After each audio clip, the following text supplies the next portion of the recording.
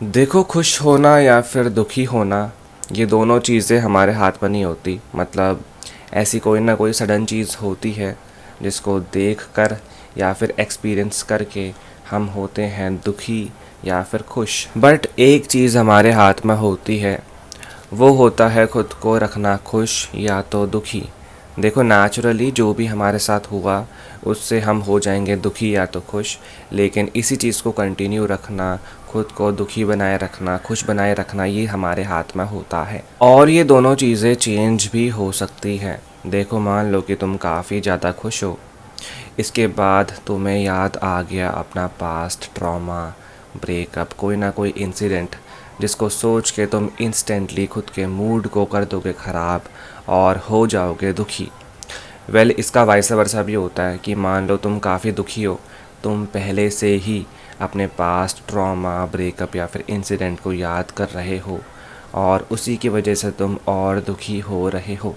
लेकिन इसके बाद तुम कोई ना कोई ऐसी चीज़ कर सकते हो जिससे तुम्हारा मूड इंस्टेंटली ठीक हो जाए। वेल, तुम दुखी से खुश हो जाओ। और तुम ऐसा कर सकते हो बस अपने इमोशंस और अपने दिमाग को कंट्रोल में रख कर। जैसे कि अगर तुम खुश हो तो खुश रहने के बारे में सोचो, वो चीज़ें करो जो तुम्हें रखती हैं खुश। जैसे कि काम, कोई ना कोई हॉबी, कोई ना कोई स्पोर्ट या फिर कोई और चीज़ जो कि प्रोडक्टिव होती है। लेकिन कोई भी ऐसी चीज़ मत करना जिसको करके तुम्हें मिलता है प्लेजर और तुम अपने प्लेजर को अपनी खुशी बताते हो, तो ये बहुत ही गलत चीज़ होती है। जैसे कि नशे करना या फिर कोई ना कोई अलग गंदी हैबिट करना। बट अगर तुम दुखी हो तो दुखी रहने के बारे में मत सोचो, वो चीज़ें मत करो जिससे तुम्हारा दुख हो जाता है डबल, तुम एक एक्स्ट्रा दुखी इंसान बन जाते हो। तो इससे तुम्हें कुछ मिलेगा नहीं। जैसे कि एवरेज इंसान करते हैं, दिन भर दुखी रहते हैं, बस वही चीज़ें करते हैं जिससे उनका दुख हो जाता है डबल, और इससे बस उनका टाइम ही वेस्ट होता है। तो सबसे पहली एवरेज हैबिट जो तुम्हें नहीं करनी चाहिए वो है सैड सॉन्ग्स को सुनना, जैसे कि एवरेज इंसान करते हैं मोस्टली। देखो, जब भी उन्हें कोई ना कोई पास्ट का ट्रॉमा, ब्रेकअप हिट करता है, इंस्टेंटली फ्लैशेस आते हैं सामने, तो क्या होता है कि वो सुनना शुरू कर देते हैं दुख भरे गाने, हार्ट ब्रेकिंग सॉन्ग्स, कुछ ऐसी चीज़ें जिससे कि वो बस अपने दुखों वाले लूप में ही रह जाते हैं। वो देखो उन गानों से रिलेट करते हैं और अपनी लाइफ को भी उस गाने जैसा ही समझते हैं जैसा कि वो सुन रहे हैं। क्योंकि जैसा कंटेंट हम कंज्यूम करते हैं उसी के बेस पर हमारा रिएक्शन आता है, जैसे कि दुख भरा या फिर हंसने वाला। तो सबसे अच्छा ये होगा कि या तो तुम गाने सुनना छोड़ दो हमेशा के लिए। लेकिन अगर तुम ऐसा नहीं कर सकते तो क्या करोगे, जब भी तुम्हें गाने सुनने का मन करे और उस टाइम पे तुम दुखी हो तो दुख भरे गाने मत सुनो, थोड़े से ना अच्छे गाने सुनो, थोड़े से एनर्जेटिक गाने, ऐसे गाने जिसको सुन के तुम्हें डांस करने का मन करता है। तो क्या होगा, दुखी होके भी तुम्हारा जो मूड होगा वो चेंज होने लग जाएगा और तुम दुखी के दुखी नहीं रहोगे। इसके बाद दूसरी चीज़ है अपने पास्ट वाले एफ़र्ट्स को हमेशा याद रखना। देखो, लड़के ना मोस्टली ऐसी करते हैं कि अगर वो कोई ना कोई लड़की के लिए हो जाते हैं सीरियस, बट काफ़ी कुछ करने के बाद उन्हें मिलता है हार्ट ब्रेक, उनका हो जाता है ब्रेकअप, तो वो इस चीज़ को ना हमेशा याद रखते हैं।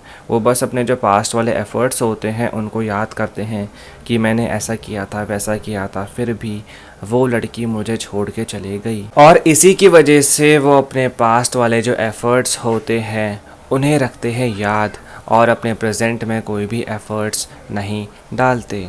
चाहे वो कोई भी रिलेशनशिप की बात हो या फिर कोई ना कोई एम की बात या फिर कोई ना कोई बिजनेस आइडिया जो कि तुमने सोचा हो, मतलब कोई भी चीज़। तो इससे बचने का बस एक ही उपाय होता है कि तुम इस चीज़ को समझ लो, पास्ट के एफ़र्ट्स थे पास्ट में, प्रेजेंट के एफ़र्ट्स होते हैं प्रेजेंट में, और फ्यूचर के एफ़र्ट्स होते हैं फ्यूचर में।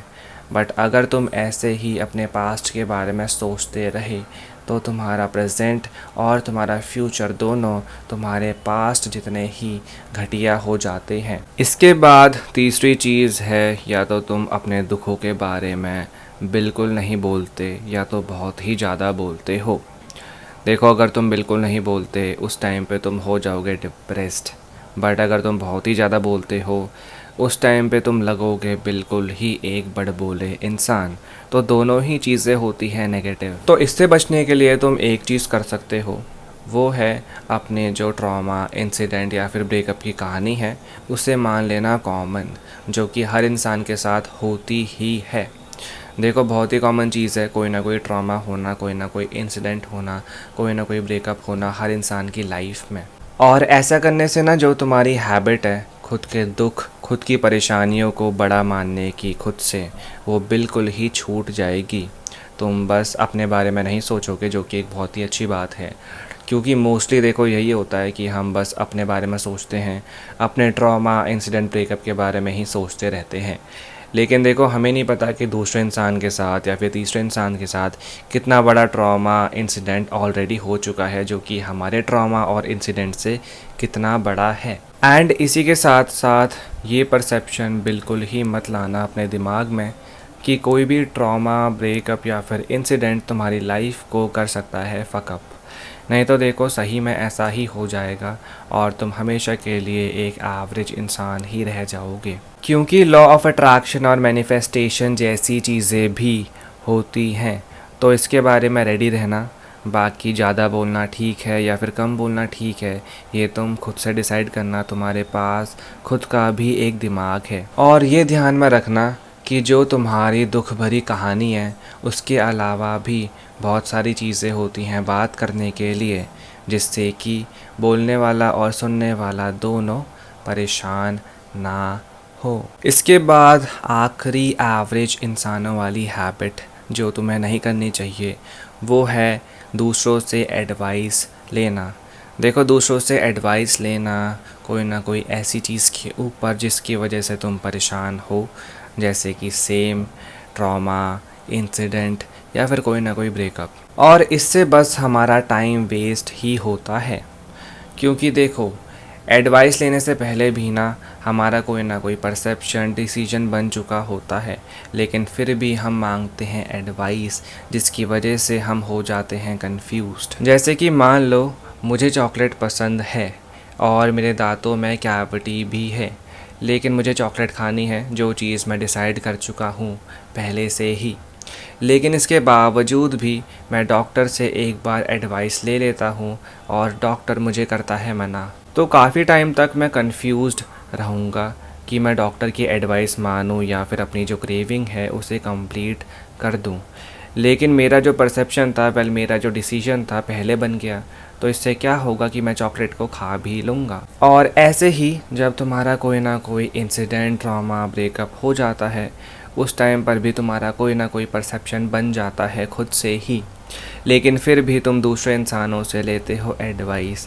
मान लो कि तुम अपने दोस्त के पास गए और तुम्हारा रिसेंटली हुआ है ब्रेकअप, और तुमने अपने दोस्त से पूछा कि किसकी गलती थी हमारे ब्रेकअप में, तो तुम्हारे दोस्त ने बोला तेरी, क्योंकि तुम्हारा दोस्त है बिल्कुल सच्चा। उसने तुम्हें एक आईना दिखा दिया, ऐसा कुछ। बट तुम ऐसा नहीं मानते, तुम ये मानते हो कि तुम्हारे पार्टनर की ज़्यादा गलती थी तुम्हारे ब्रेकअप में।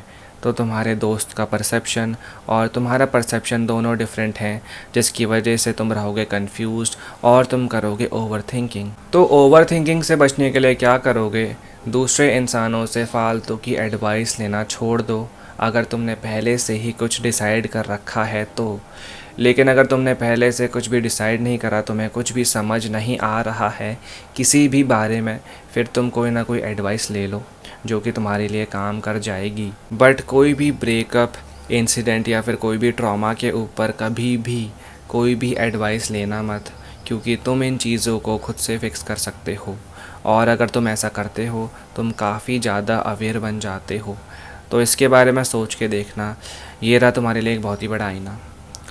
इस वीडियो के लिए इतना ही। अगर तुम्हारी इस वीडियो से थोड़ी भी हेल्प होती है तो खुद को एक थैंक यू बोलना। बाय।